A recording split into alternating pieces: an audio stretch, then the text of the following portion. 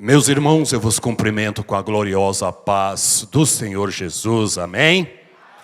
Aproveitando que os irmãos estão em pé, nós lemos o texto base, 2 Pedro capítulo 3, verso 1 ao 18. E eu só quero, juntamente com os irmãos, fazer uma leitura complementar para que nós possamos fazer um paralelo em Pedro, e onde nós leremos agora é Mateus, o capítulo 24, versículo de número 36 a 39. Mateus, o capítulo 24, dos versos 36 a 39.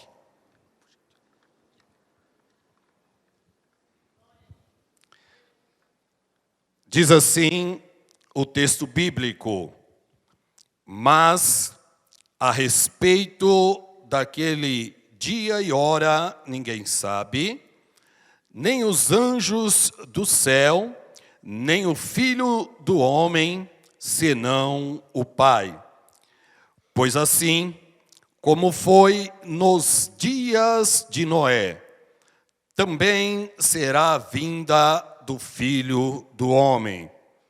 Porquanto, assim como nos dias anteriores ao dilúvio, comiam e bebiam, casavam e davam-se em casamento, até o dia em que Noé entrou na arca, e não o perceberam, senão quando veio o dilúvio e os levou a todos. Assim também será a vinda do Filho do homem. Amém? Poder assentar, irmãos. Obrigado pelo acompanhamento da leitura.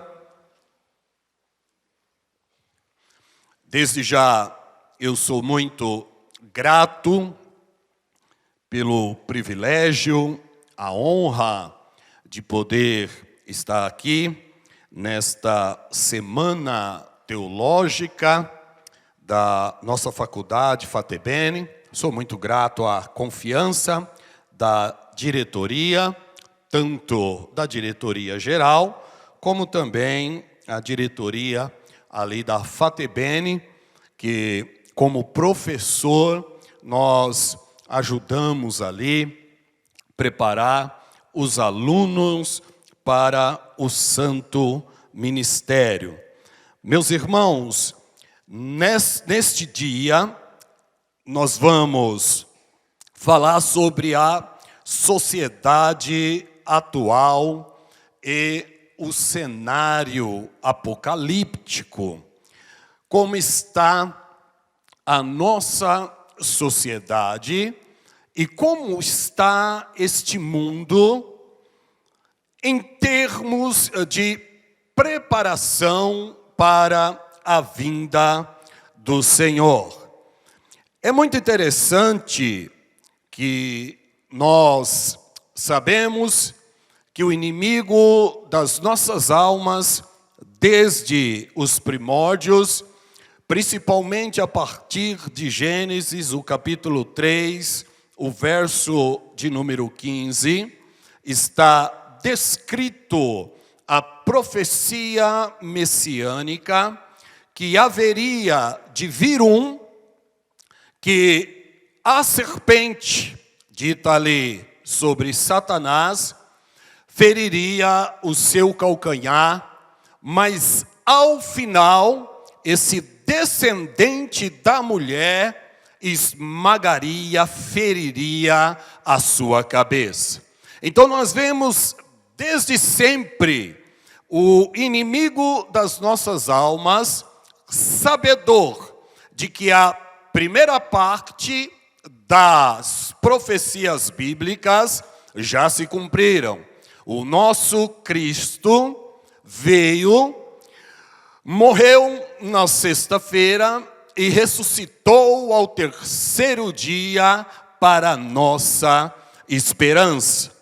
Mas, durante o seu ministério terreno, Jesus, ele orientando os seus discípulos e, consequentemente, a igreja, mostrou para nós algumas coisas, alguns sinais que aconteceria na sua segunda vinda. E dentre essas coisas que aconteceriam, ele previu, ele disse que daquele dia e hora ninguém podia saber a não ser o Pai. É claro que Jesus, quando disse isso, ele estava na condição humana, representando o homem, sendo o segundo Adão. Então ele, como homem, declarou que somente Deus saberia o dia do retorno de Cristo à terra. E nós vemos, a partir daí, os ataques que o inimigo intentou fazer contra esta igreja. De todos os lados, o inimigo atacou os cristãos. No início, irmãos, quando nós lemos Atos, nós já temos uma noção da estratégia do inimigo. E que estratégia foi essa? Vou destruir esta igreja. Porque se eu destruir a igreja, as profecias da segunda vinda de Cristo não se cumprirão. Então o inimigo montou a estratégia de destruir a igreja. Começou a perseguição, já matando Tiago, matando a Estevão, e é bem conhecido de nós a situação em que Estevão morreu apedrejado, pregou ali a palavra para aqueles que estavam ao seu redor. Estevão morreu apedrejado, mas antes da sua morte, os céus, numa visão, se rasgou para ele, e ele olha para o céu, e ele vê Jesus em pé, à direita de Deus, já esperando para levá-lo para o paraíso. E o inimigo continuou a sua batalha, a sua estratégia, perseguindo os cristãos, levando os cristãos para o Coliseu Romano, onde morreram vários deles. Muitos eram queimados em fogueiras, outros eram pendurados em cruzes, outros eram levados no Coliseu para que fossem devorados por leões, outros eram mortos pelos gladiadores. Mas o que é interessante, neste período, quanto mais Satanás perseguia a igreja, matava os cristãos, mais a igreja crescia, mais a igreja se fortalecia. E Deus, lá da glória, mandava um recado para o inimigo das nossas almas, como se quisesse dizer: Ei, Satanás, você ainda não leu o que eu disse lá em Mateus, o capítulo 16? Que sobre mim eu fundaria a minha igreja, e as portas do inferno não prevaleceriam contra ela. Desde a igreja primitiva, o inimigo a perseguiu, irmãos, de todos os jeitos, de todos os modos. Mas hoje, dia 25, esta igreja está reunida aqui na terça-feira, adorando e bendizendo o nome do Senhor. Só que ele sabe que não adianta perseguir a igreja matando os cristãos. Apesar que em alguns lugares do nosso país, muitos missionários e muitos cristãos estão sendo mortos. Então o inimigo, ele mudou a estratégia. Já que eu não posso acabar matando a igreja, porque quanto mais eu mato, mais a igreja cresce, eu vou atacar a igreja de outra forma. Eu vou destruir a família, porque eu sei que destruindo a família é automático que a igreja é composta de famílias que saem do núcleo da sociedade. E é exatamente isso que nós estamos percebendo e vendo nos dias atuais. Esse é o cenário em que nós estamos vivendo. Não é, irmãos, conhecido na história um período em que mais se ataca a família. Porque destruindo a família, automaticamente a igreja é afetada. Então nós vamos ver que na nossa sociedade há um abandono dos filhos. Há um grande desrespeito aos pais. Há o que nós chamamos de secularismo.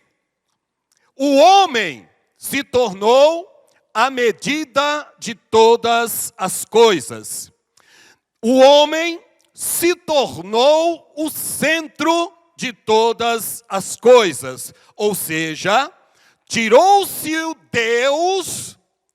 Estão tentando tirar a moral cristã do centro e colocar o homem como referência.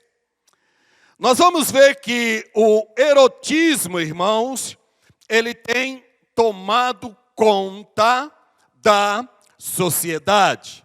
Nós vemos muitas crianças com algumas roupas erotizadas. Nós vemos nas escolas muitas crianças, jovens e adolescentes sendo doutrinados naquilo que é contrário à moral cristã. E quando nós falamos, irmãos, desta questão da moral cristã, que está sendo totalmente deturpada, totalmente colocada de lado, aquilo que é certo está se tornando errado. E aquilo que é errado está se tornando certo. O mundo, ele está virado de cabeça para baixo. Desde 1960, década de 60, até a década de 70, houve um movimento cultural chamado contracultura. O que foi esse movimento? Contracultura. Foi um movimento que se levantou, que se organizou para ser contrário a todos os padrões estabelecidos naquela época. Então, tudo aquilo que se estabeleceu como padrão começou a ser mudado. Então, a nossa sociedade hoje, ela está doente. Mas esta doença já é reflexo lá da década de 60 e 70, onde os padrões começaram a ser mudados. Houve uma mulher na década de 50, 1949, conhecida por Simone de Beauvoir, que ela disse o seguinte, que não se nasce mulher, torna-se mulher. Após isso, veio um pensamento de um filósofo por nome Sartre, e essa mulher, Simone de Beauvoir, era a esposa desse Sartre. E o que Sartre ele ensinava? Ele ensinava uma filosofia por nome essencialismo.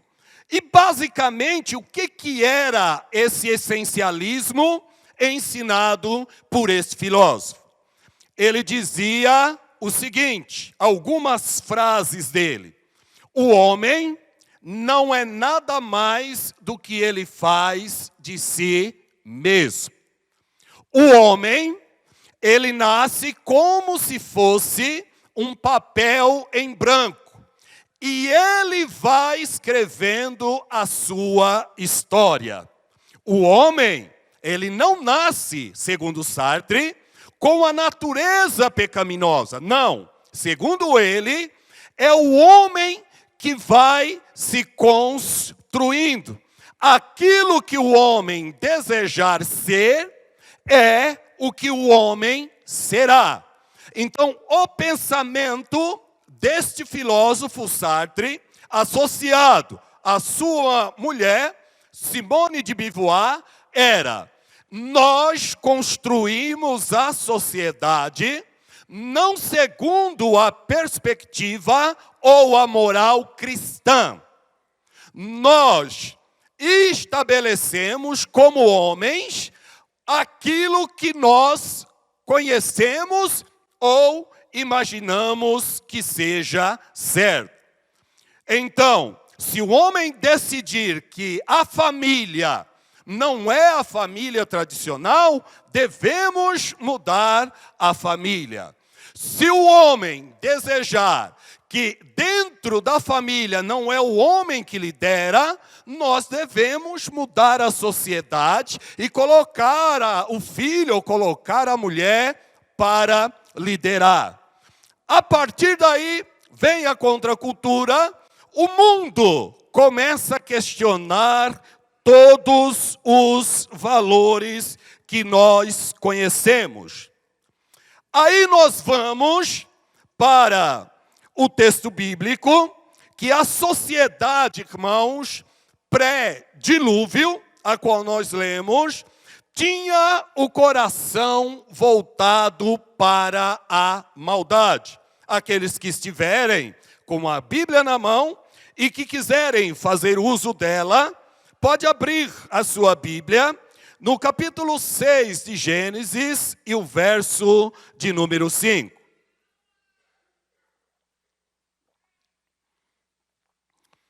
Como nós sabemos que a sociedade pré-diluviana, a sociedade do período de Noé, era uma sociedade que estava ou que virou as costas para Deus.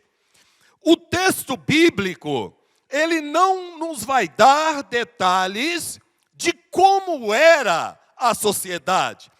Quais eram os tipos de pecado que a sociedade em que Noé viveu, eles cometiam. Não, a Bíblia não vai detalhar, mas um verso bíblico traduz tudo o que nós precisamos saber do quanto aquela sociedade estava longe de Deus.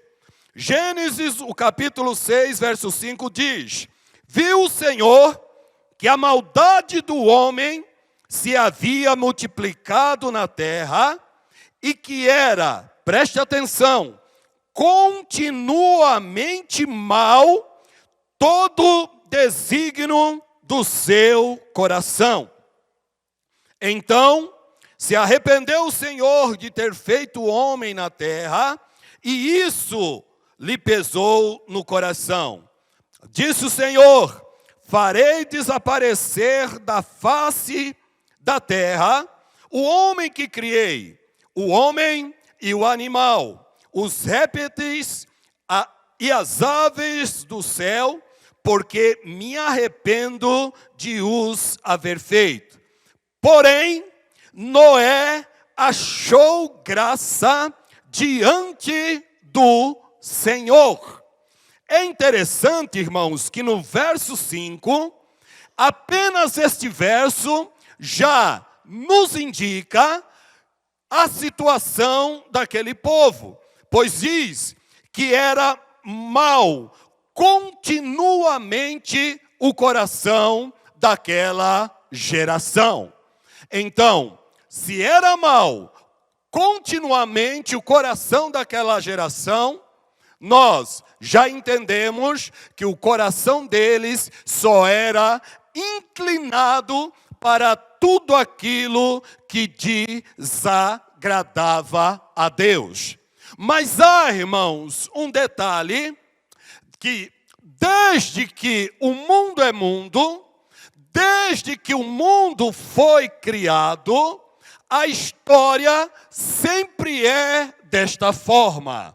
Homens, na maioria, na sua grande maioria, que viram as costas para Deus, homens, na sua grande maioria, que trava o coração para Deus, que vivem como se Deus não existisse, mas há uma minoria, sempre tem esta minoria que não se une, não cede às pressões e ao pecado do mundo. Há sempre uma minoria que, por mais que a maioria vira as costas para Deus, há a minoria, como diz o texto aqui, que diante daquela sociedade, Deus viu um homem chamado Noé, e este homem,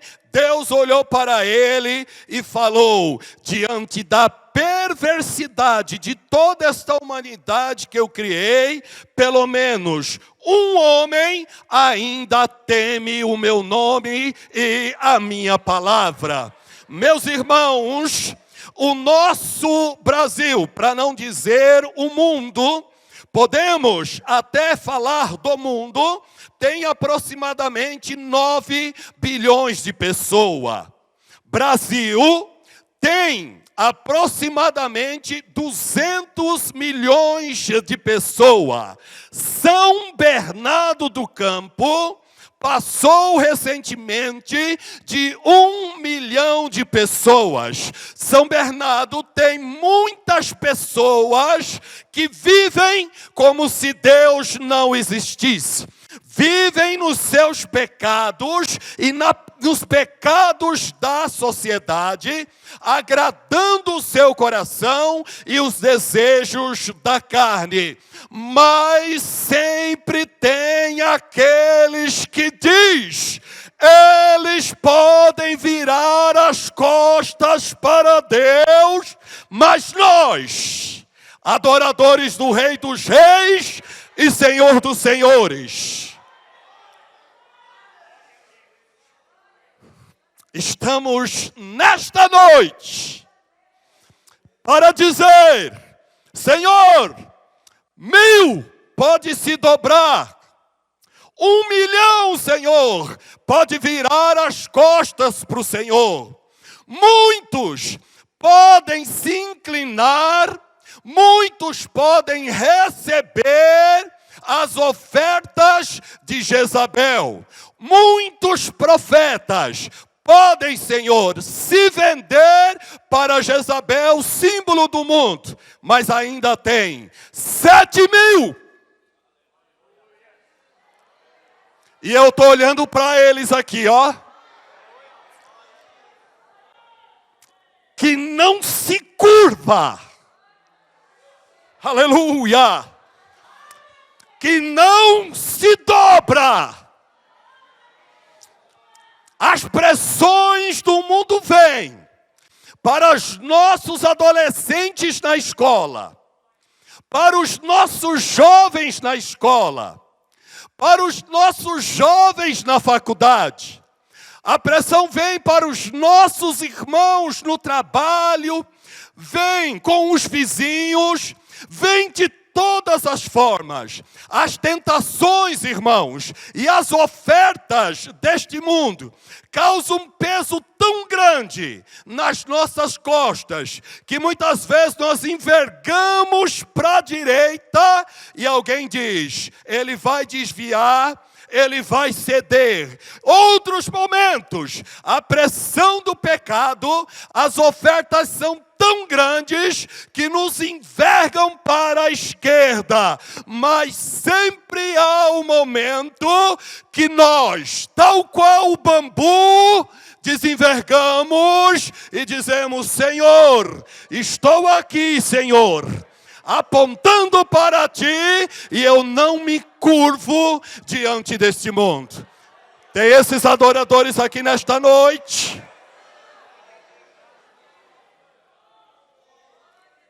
Aleluia. Bendito seja o nome do Senhor. Mateus 24, 36, que nós lemos, diz, porém, daquele dia e hora ninguém sabe. E como foi nos dias de Noé, assim também será na vinda do Filho do Homem. Aquela sociedade do dilúvio é o parâmetro, o símbolo da sociedade que nós estamos vivendo. Ou seja, a sociedade do dilúvio, que foi pego de surpresa, é símbolo da sociedade que antecede o arrebatamento da igreja. O que nos diz sobre aquela sociedade e o seu comportamento? Verso 38 de Mateus 24, comiam, bebiam, casavam e davam-se em casamento, até o dia em que Noé entrou na arca. Comiam, bebiam, casavam-se e davam-se em casamento. O que esses versos mostram para nós? Que aquela sociedade, irmãos, avisado pelo pregoeiro Noé e a sua família, chegou para eles e disse, vai vir um grande dilúvio e Deus vai varrer com as águas este mundo que nós conhecemos. Eles olhavam para o céu e diziam, mas nós não conhecemos nem chuva direito, nós não estamos vendo chuva nenhuma. E Noé pregando para eles, dizendo, virá o dilúvio. 120 anos, Noé anunciou que vinha o dilúvio. Era impossível, irmãos, para aquela sociedade crer em algo sobrenatural. Era impossível para eles, por conta do coração endurecido, crer na promessa e na palavra de Deus. Então eles viviam as suas vidas no casamento, comiam, bebiam, festejavam, havia uma licenciosidade muito grande, e o que o texto quer mostrar para nós é, eles só se preocupavam com as coisas terrenas. Eles pensavam no seu coração, eu vou casar, eu vou me separar, vou casar com outra, vou viver neste mundo da forma que eu quero, porque onde já se viu Deus destruir este mundo pelo dilúvio? Mas Noé pregou, Noé falou, e mesmo sendo avisado, por 120 anos permaneceram nos seus pecados. A pergunta que nós fazemos hoje como reflexão é: você prega para o teu amigo no serviço, nós pregamos no púlpito, prega-se na rádio, prega-se na televisão, e as pessoas, irmãos, simplesmente não acreditam na volta do Senhor Jesus. E o que é pior, muitos crentes já estão meio que questionando esta volta de Jesus. Como se quisesse dizer: desde que eu me converti, eu ouço falar da vinda de Jesus. Eu ouço falar, né, pastor Isaac, que Jesus vai voltar. Desde a minha mocidade, estou com os cabelos brancos, já estou em uma idade, outros já perderam o cabelo, mas estão na expectativa. Será que ele vai voltar?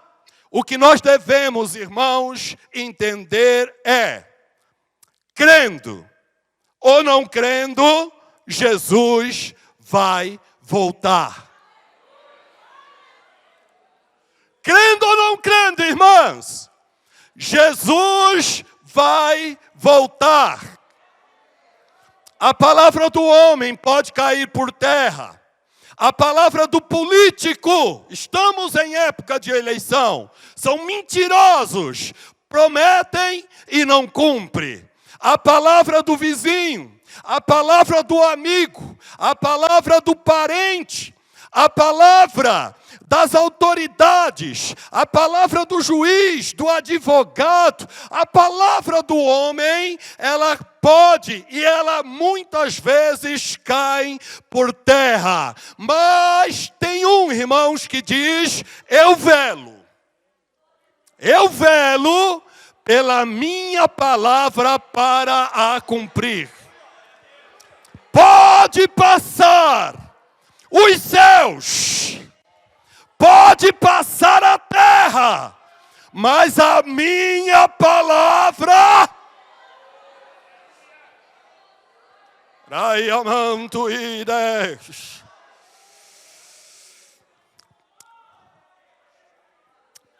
a minha palavra, ela vai se cumprir. Se você não crê, Jesus vai voltar. Se você desacredita, Jesus vai vir. Se você diz: está demorando, Jesus vai voltar. Se você diz: eu não creio, não adianta, Jesus vai voltar. Quantos estão esperando este momento?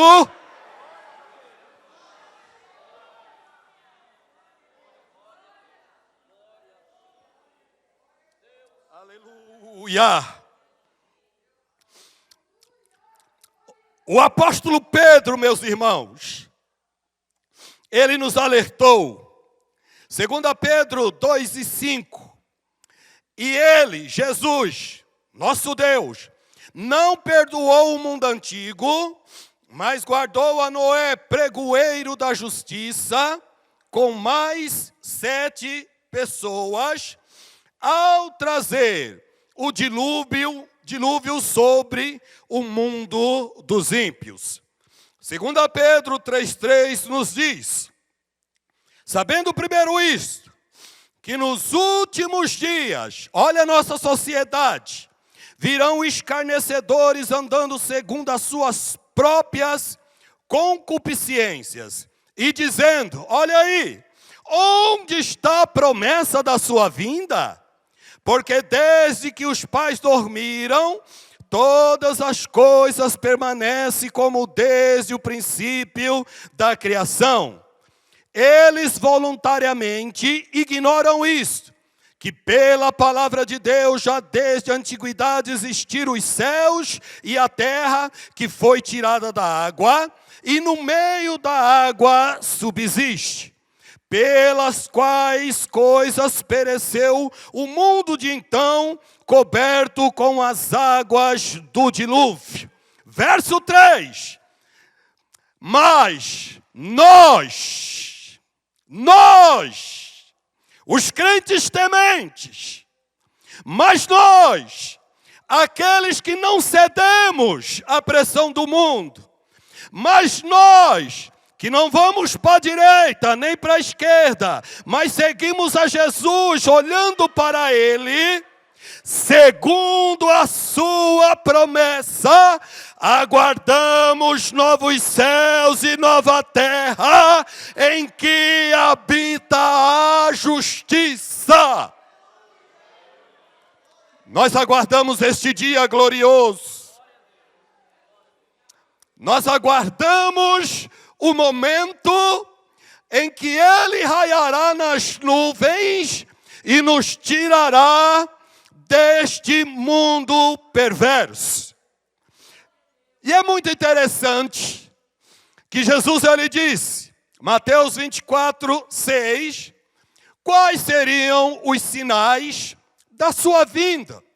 Como que estaria o cenário do mundo em termos de sociedade, mas também como estaria a natureza? O que aconteceria nesses dias? Mateus 24, 6. E ouvireis de guerra e de rumores de guerra. Olhai, não vos assusteis, porque é necessário que tudo isto aconteça, mas ainda não é o fim. Porquanto se levantará nação contra nação, e reino contra reino, e haverá fomes e pestes, e terremotos em vários lugares. Mas todas estas coisas são o princípio de dores. Quando nós olhamos, irmãos, para esse texto, muitas pessoas às vezes questionam. Desde que o mundo é mundo, sempre houve guerra.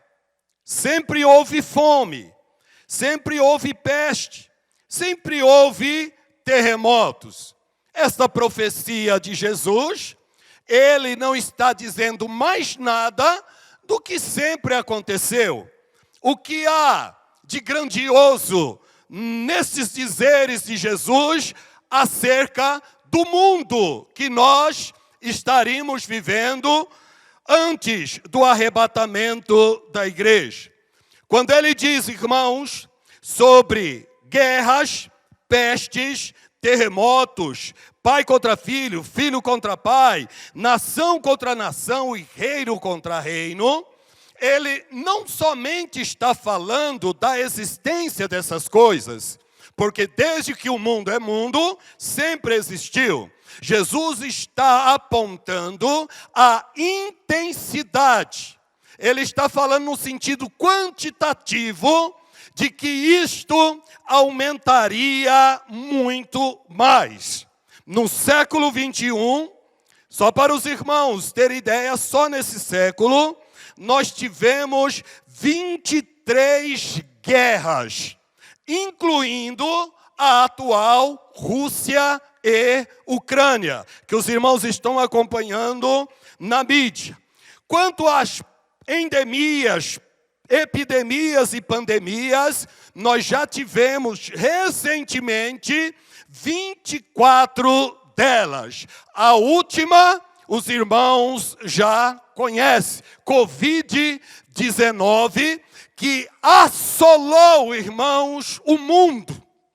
Não se tem conhecimento na história, a não ser da gripe espanhola, que pode ser comparada com esta epidemia do Covid-19. E eu consigo, se você não concordar comigo, não tem problema. Você tem a liberdade de dizer, eu não concordo. Mas na minha ótica, na minha perspectiva, sabe o recado que Deus mandou para esta humanidade? Foi o recado de Deus com o Covid-19. Ei, vocês aí na terra, vocês estão seguros na estrutura de vocês, tal qual os dias de Noé, a Bíblia nos diz. Vocês estão aí casando, dando-se em casamento, vivendo a vida maravilhosa de vocês, estão aí na glutonaria, não estão preocupadas com o futuro. Cientistas arrogantes, achando que tem resposta para todas as coisas. Homens, numa arrogância tão grande, irmãos, porque a ciência, ela se tornou arrogante ao ponto de um cientista, Richard Dawkins, escrever um livro e dizer: Deus, um delírio. O que ele quis dizer naquele livro? Que o Deus que nós adoramos não passa de um delírio da nossa mente. Então a ciência estava muito prepotente, os homens estavam muito arrogantes. Deus, no seu grande poder, ele disse: eu vou mostrar para vocês que vocês não são nada. Um pequeno vírus parou o mundo inteiro. Não se comprava, não se saía na rua, não se podia trabalhar, instituições bancárias fechado, todo o mundo, irmãos, parado. E só vimos as notícias, milhares e milhares e milhares de pessoas morrendo. Apenas um vírus foi capaz de causar este grande estrago. Deus mostrou para o homem que se ele tirar a mão desta terra por apenas um segundo, a humanidade, ela morre, ela sucumbe, porque nós dependemos do poderio deste grande Deus.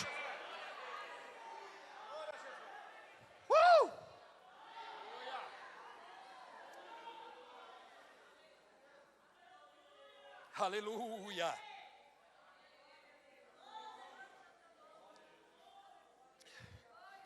Muitos que não acreditavam em Deus, neste período em que este homem, Richard Dawkins, ele escreveu Deus, um delírio, foi na época da pandemia, irmãos, em que houve o maior número de venda de Bíblias na terra, para mostrar que o nosso Deus, a qual nós adoramos, não é um delírio. E quer ver que ele não é um delírio? Está sentindo a presença dele aí?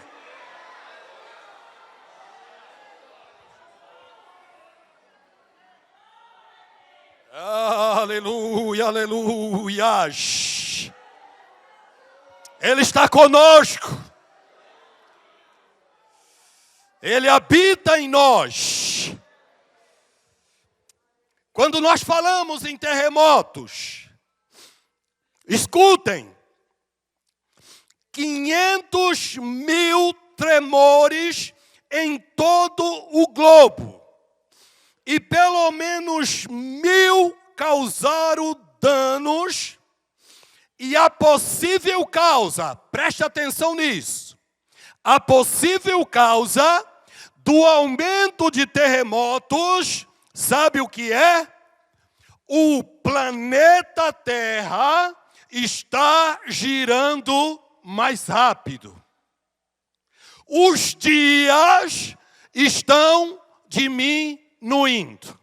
Irmãos, eu sempre tive esta sensação. Mas eu dizia, gente, eu não tenho como provar isso. Mas eu sempre tive essa sensação que parece que a coisa tá reduzindo. Você começa de manhã, quando você vê meio-dia, quando você vê à tarde, já está virando e o dia aparece. Eu sempre tive essa sensação. Mas eu nunca tive uma prova concreta. No dia 29 de junho de 2022 deste ano, foi o dia mais curto de todos os tempos. Está aí para quem quiser pesquisar. Sabe o que é isso, irmãos? Que nós, pastor Tarcísio, nós obreiros, a igreja do Senhor, está dizendo: Deus, Jesus, volta. Volta, Marcelo, para buscar a tua igreja. Porque, Senhor, nós estamos com nojo deste mundo. Cada dia que passa, Senhor, o nosso coração, Deus, se angustia por conta da injustiça, por conta do pecado. Volta, Senhor. A natureza, irmãos, está se revoltando contra o próprio homem. A natureza está gemendo, não está suportando. E o que é mais lindo, parece que Deus deu permissão ao globo terrestre para dizer para nós: eu vou abreviar, eu vou encurtar a minha volta. Planeta Terra, pode girar mais rápido. Pode girar mais rápido, porque eu tenho um povo lá na terra clamando pela minha volta. Até a terra está dizendo: Maranata, ora vem, Senhor Jesus. Êxodo 32. Do verso 1 ao 35, nós não vamos ler, mas você conhece bem aí a história. É uma simbologia, uma tipologia interessante. Moisés, ele sobe ao monte, como os irmãos conhecem, Monte Sinai, para Deus dar as leis para ele, e nos diz a palavra que o povo fica lá embaixo. Moisés demorou 40 dias lá no monte.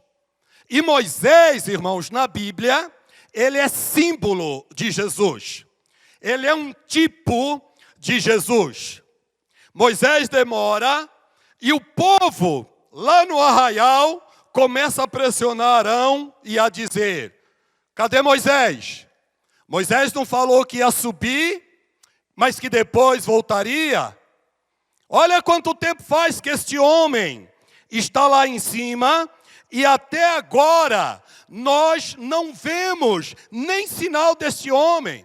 Vamos nos reunir aqui, vamos fazer um ídolo, e este ídolo, este Deus, vai nos levar de volta para a terra do Egito. Percebam que o povo começou, por conta da demora de Moisés no monte, simplesmente a desandar. Simplesmente a dizer: não, o nosso desejo é voltar para o Egito e não ir para a terra de Canaã, porque Moisés está demorando muito. E por conta da demora de Moisés, o povo, irmãos, diz o texto, que eles começaram a pecar desenfreadamente. Até que chegou o momento que quando eles menos esperavam, Moisés desce do monte. E o que é interessante, que o rosto de Moisés estava transfigurado com a glória da presença de Deus. O rosto de Moisés estava iluminado, irmãos, de tanto que ele ficou ali recebendo as orientações de Deus. Esta passagem bíblica é um tipo, uma simbologia do período em que nós estamos vivendo. Tem muita gente querendo voltar para o Egito, porque Jesus está demorando. Tem muita gente que está fraquejando, porque Jesus está demorando na perspectiva dele. Mas vai chegar o momento, e o momento não está distante, que nós ouviremos o arcanjo soar a trombeta. E o texto bíblico nos diz que aqueles que estiverem vivos se ajuntarão com aqueles que estiverem mortos em Cristo Jesus, e nós receberemos o chamado do Mestre para nos encontrarmos nas nuvens do céu com Ele, e diz o texto, para sempre. Para sempre, para sempre, nós estaremos com o Senhor.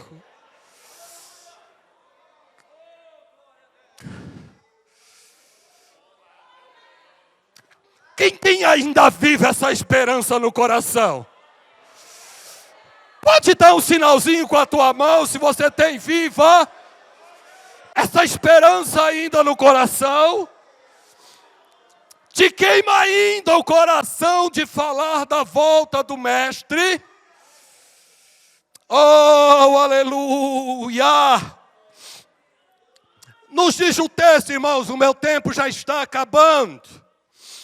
Paulo, ele fala sobre a geração dos últimos dias, da sociedade que antecede o arrebatamento. 1 Timóteo, capítulo 4, verso 1, ele diz, ora, o Espírito expressamente diz que nos últimos tempos, alguns apostatarão da fé, por obedecerem a espíritos enganadores e a ensino de demônios, pela hipocrisia dos que falam mentira e têm cauterizado a própria consciência, que proíbem o casamento e exigem a abstinência de alimentos que Deus criou para serem recebidos com ações de graças pelos fiéis e por quantos conhecem plenamente a verdade. Mas dá uma olhada agora no verso de número 16, do capítulo 4 de 1 Timóteo.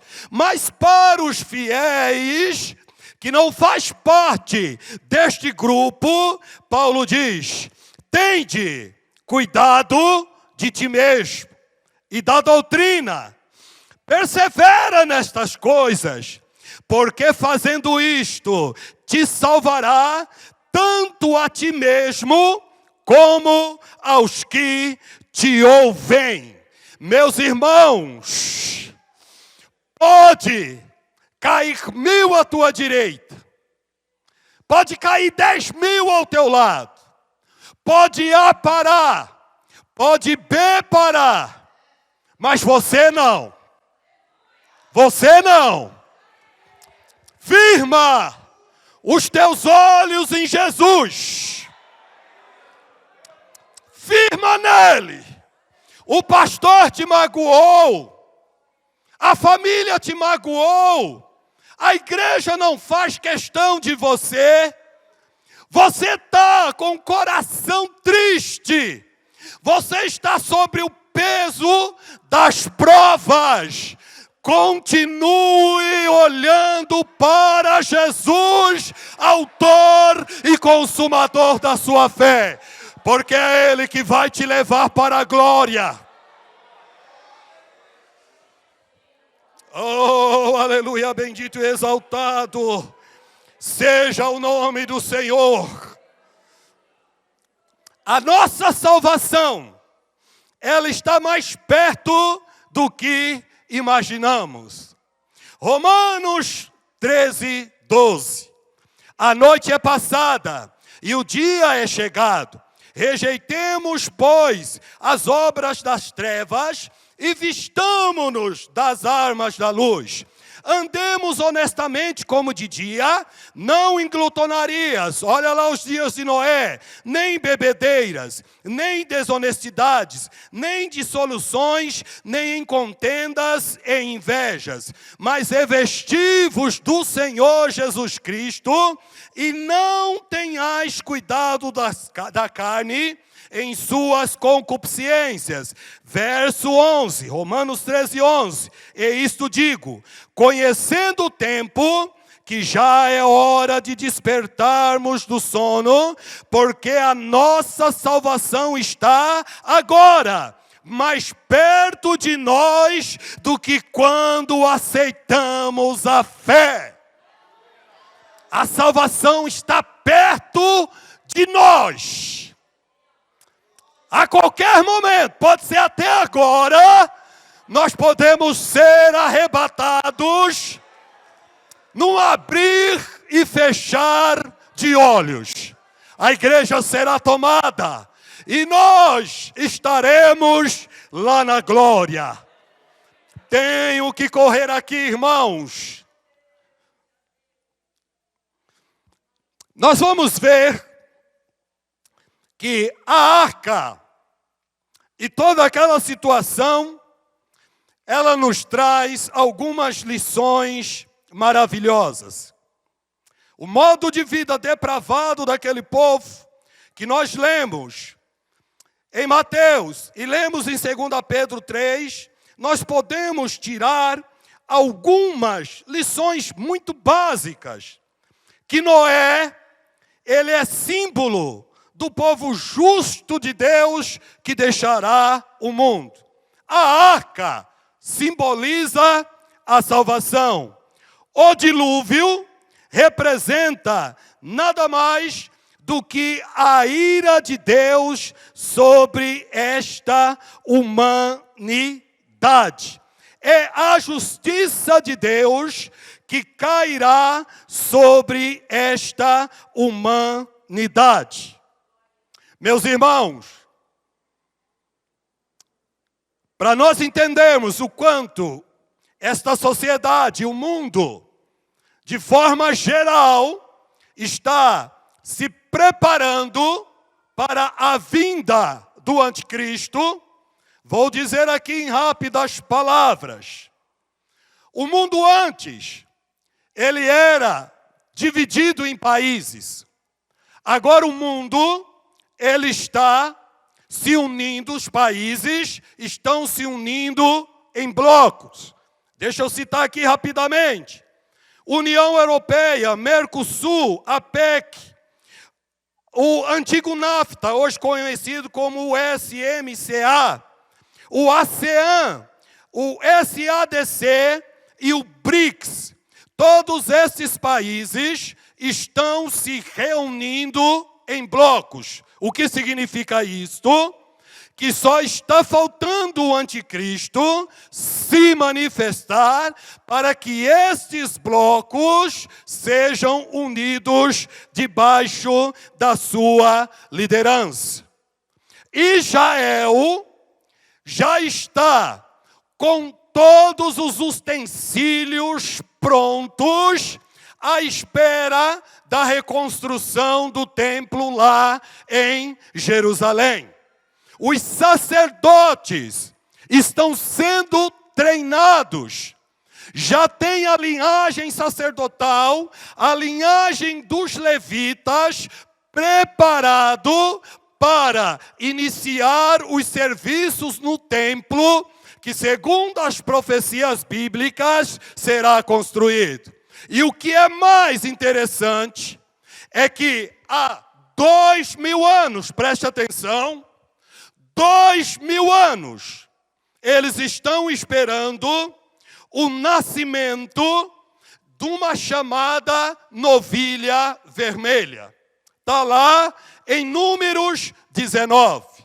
O que era esta novilha vermelha? A novilha vermelha, ela servia a sua morte e, consequentemente, se queimava ela, pegava o pó do que sobrou, colocava-se na água e ela servia para a purificação dos sacerdotes. Em 2000 anos, nunca nasceu uma novilha vermelha. Hoje, nós temos 2 novilhas vermelhas sendo cuidadas lá nos Estados Unidos, já esperando que, se houver a possibilidade de se reconstruir o templo, elas já estão prontinhas. Lá em Israel, um sultão por nome Suleimã, ele sabia da volta do Messias. E o que ele fez? Isso lá em 1541.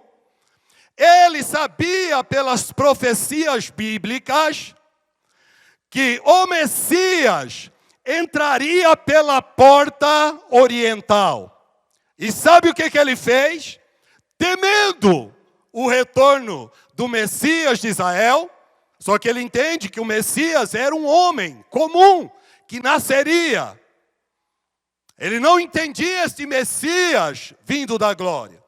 Ele fechou a porta de entrada, a porta oriental, e sabe o que ele fez? Na frente, ele colocou um cemitério. E por que ele colocou o cemitério?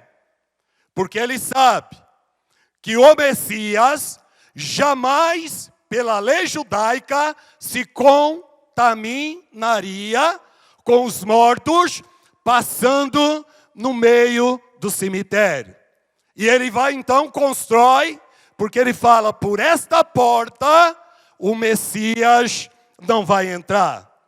Só que ele não sabia que ele estava sendo um instrumento de Deus para que fosse um instrumento de cumprimento de uma profecia de Ezequiel 44, 1 e 2, que diz assim: então me fez voltar para o caminho da porta exterior do santuário, que olha para o oriente, a qual estava fechada.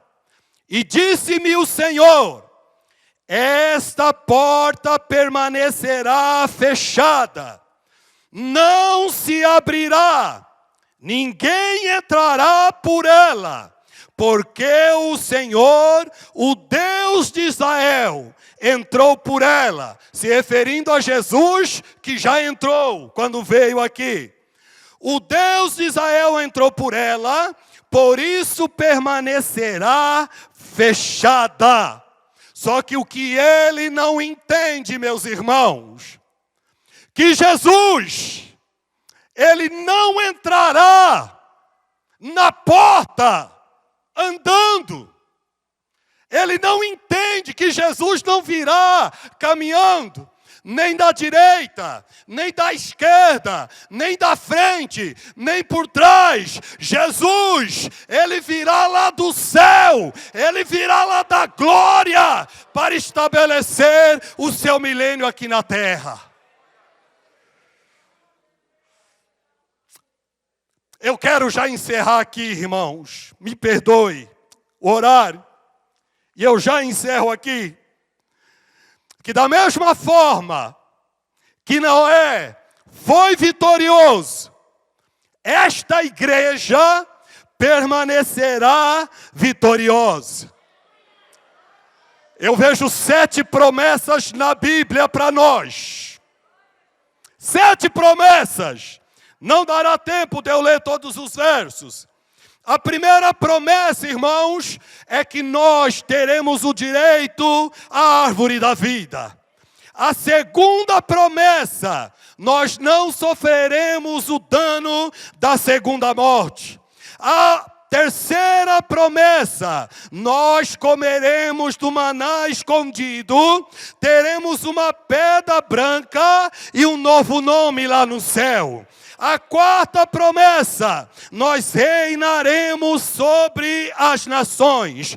A quinta promessa, nós receberemos vestes brancas e o nosso nome estará no livro da vida.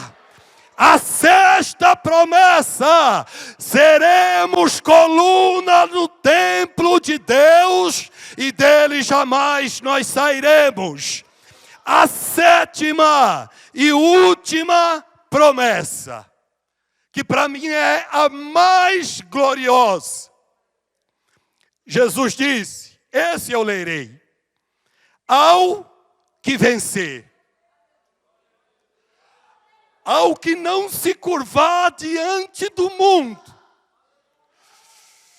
ao que carregar a cruz, ao que olhar para mim, ao que permanecer fiel, aos adoradores ele promete, ao que vencer. Rivanildo, Marcelo, diretoria, irmãos, obreiros, jovens, adolescentes, olha que promessa gloriosa.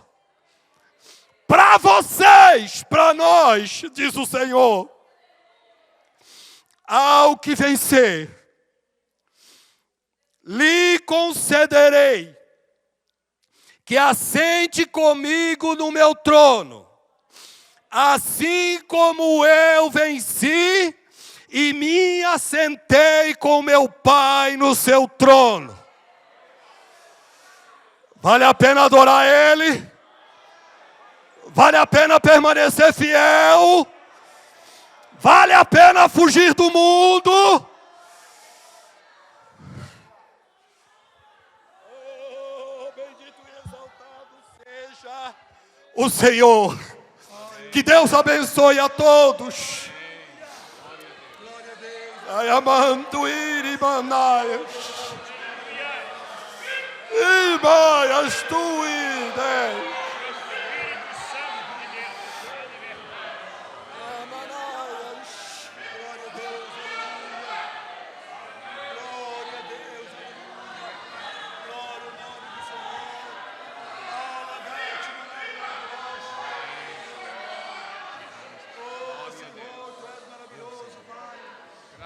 Só para terminar,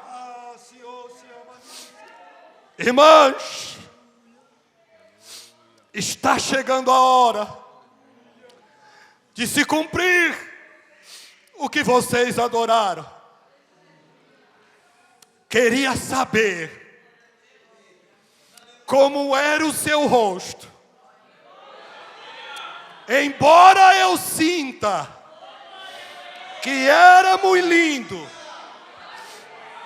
mas um dia, enfim, eu me assentarei ao seu lado. Eu o verei face a face.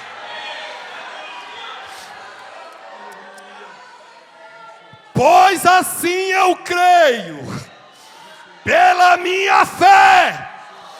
Oh, aleluia! Eu verei o seu rosto.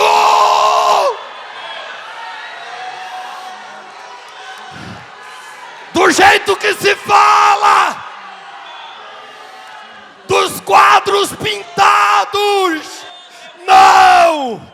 Eu verei o seu rosto como ele é. Pode adorar a Deus.